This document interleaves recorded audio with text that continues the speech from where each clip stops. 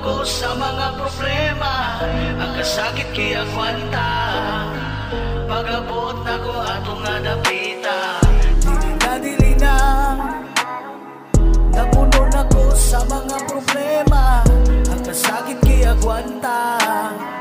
Pag-abot nako atong adapita, dili na napuno nako sa mga problema, ang kasakit kaya kwanta.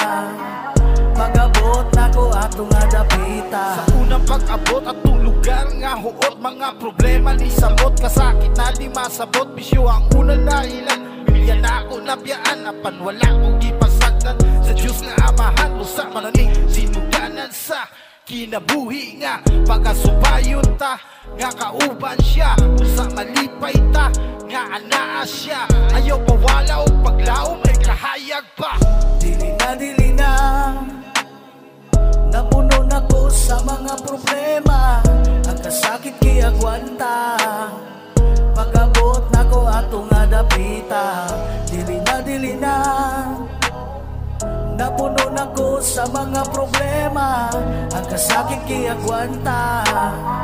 Pag-abot nako atong adapita. Sa man ng problema sa atuang mo abot ayaw buhi, ngunit lang siyang kamot, kay siya ang buhing Diyos. Naanda mo hatag ug giya mo hatag ug grasya ug walay katapusan. Natunga paghigugma sakay sa iyang arka, dawata iyang himaya. Tanan nimong problema isalig sa iya, kay siya ang tinubdan sa grasya o ang gugma.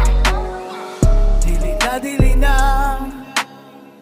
napuno nako sa mga problema, ang kasakit kaya kwanta. Pag-abot nako atong adapita, dili na napuno nako sa mga problema, ang kasakit kaya kwanta.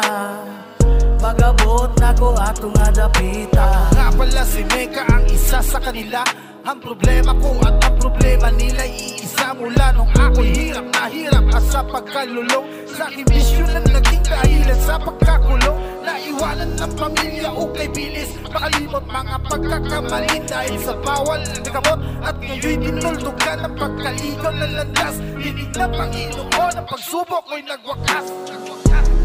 Dili na